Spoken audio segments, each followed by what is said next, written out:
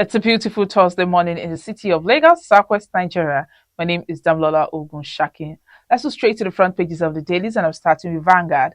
Vanguard is leading with soaring food prices drive inflation to 27.33%. Records are 10 consecutive month rise. CBN upbeat on price stability. Prices of commodities to remain elevated. That's coming from Sterling Bank. Economists see 30% for year end, call for further fiscal measures. You can see that on page 5. And the picture right below the banner is showing that AJAERO, President, Nigerian Guild of Editors, NGE, Akwa Ibom State Governor Pastor Umar Basieno, Minister of Information and National Orientation Alhaji Mohammed Idris, representing Bola Ahmed Tinubu. Samamuka, publisher and founder of Vanguard newspaper and chairman of the occasion. Aremo Segun Oshoba, former governor of Ogun State, and Ray, veteran journalist during the 19th All Nigerian Editors Conference in Uyo, Akwa Ibom State yesterday. And below we have MTN Capital Markets Day, showing the picture of Ralph Mupita, Group President and CEO MTN, Dr. N.S. Undukwe, Chairman MTN Nigeria, Taiwo Oyedele, and other dignitaries at MTN Capital Markets Day at Transcorp Hilton Hotel, Abuja. Stories above the banner on page 19. Federal government orders a full insurance cover for MDAs, assets, and personnel.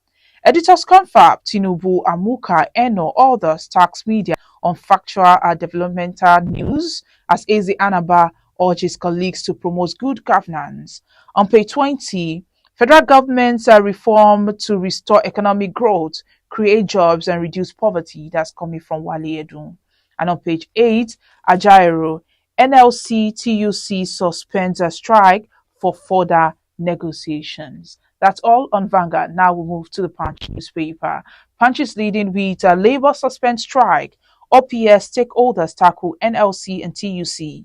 Strike over AJAERO assault, abuse of power, says LCCI. Maritime sector loses 20 billion naira. Labour threatens to resume strike, insists on demand, says suspension temporary. You can see that on page 2, and there's still the picture at the Nigerian Guild of Editors. On page 29, Labour Party welcomes Atiku's merger proposal, and NPP gives condition. LASG dislogs arrest street traders in Oshodi and others. You can see that on page 6. Stories are above. Federal government reduces charges against Emefiele. Strike stalls arraignments.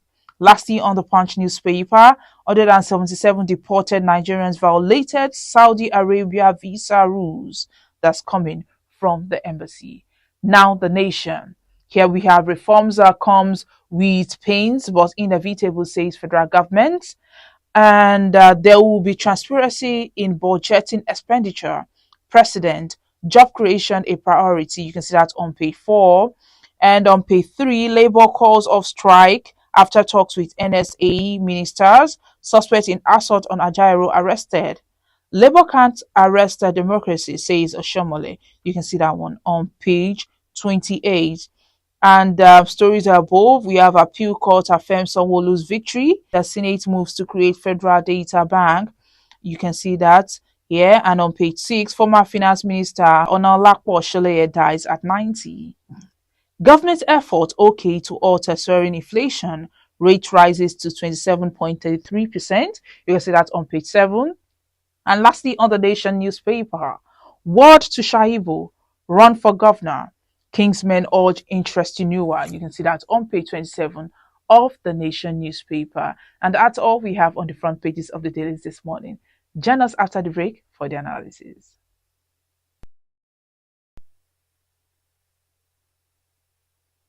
Welcome back. If you're just joining me, this is Today the News on Vanguard Live. My name is Damlola Ogunshakin. The Nigerian Labour Congress, NLC, and Trade Union Congress, TUC, have suspended the nationwide indefinite strike embarked upon in protest against brutalization of NLC President Joe AJAERO in Imo State on November 1, 2023. Now, to give us a brief report on that is our correspondent, John Alejeno. Hello, John. Good morning, all. Good morning. Well, of course, from the happening yesterday, the Senate, like every Nigerian, was concerned about the devastating effect of the strike called by the NLC. That led to emotion yesterday on the floor of the Senate, even though there were difficulties even accessing the National Assembly because labor unions with their affiliates were able to block entry and exit from the assembly complex. However, the lawmakers were able to access the chambers from a gate reserved from the villa. All of the senators who spoke on the motion that was moved by Senator Mingi, although it was read by the Senate leader, Bamidele, they condemned the attack on AJAERO. Bamidele especially described the action as unfortunate. However, most of them were saying, some of them said there was a misunderstanding between what was purely a labor matter and what was a personal attack on the labor leader. Be that as it may, all of those who spoke condemned the attack. It is the labor leader's right, like every Nigerian, to protest, albeit peacefully, if there are infractions. And that the attack on him, very condemnable, can be better handled, could take the matter of the civil case in court, and not subject the whole of Nigeria to the Nigerian economy, especially to the hardship the 2-day strike has caused. The problem, the challenge some identified was having the labor union, the specific the NLC, is also a part of the political party, has a political party, which is the Labour Party, that was contesting. They have a candidate that was contesting the Imo election. So some were saying it is AJAERO was trying to play politics with labor matters, whichever way it went. That the labor union, both the NSC and the TUC, were able to come together to get the strike going is another matter altogether. However, the Senate agreed to hold an emergency meeting. I don't know if the meeting held before the NSC called off the strike yesterday, but then there were moves to have them to sit and then dialogue on a lot of other issues. Although the labor leaders on their part, the ones we spoke to both on and off the record, were arguing that the assault on AJAERO was just one of the issues that led them to go on strike. There were issues of hardship caused to Nigerians by the withdrawal of fuel subsidies and some state governments,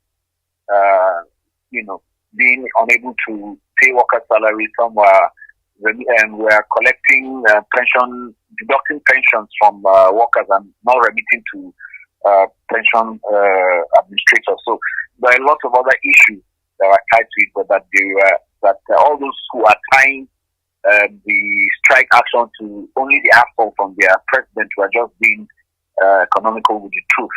That they know the truth, but they are just trying to make labor unions look bad by saying it's a personal thing. It's not personal. That the assault on AJAERO was just it's symbolic. An attack on him is an attack on Nigerian workers, basically.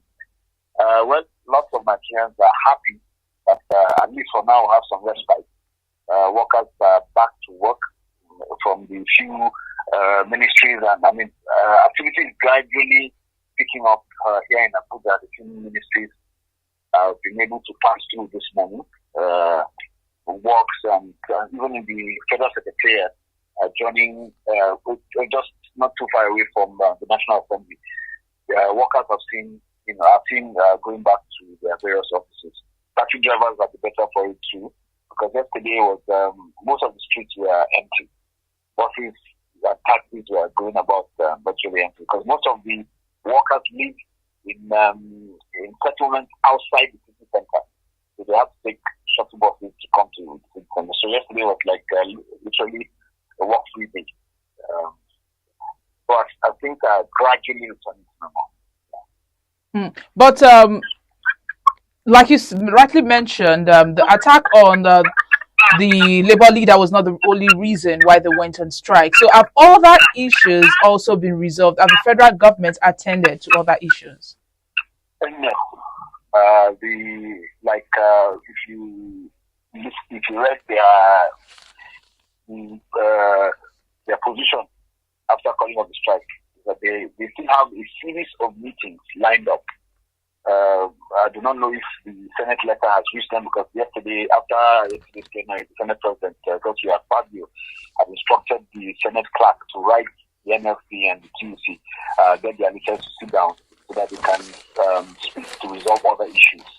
I understand also that both the National Security Advisor and some part of the presidency has also called them for dialogue to resolve other issues they have raised, because they had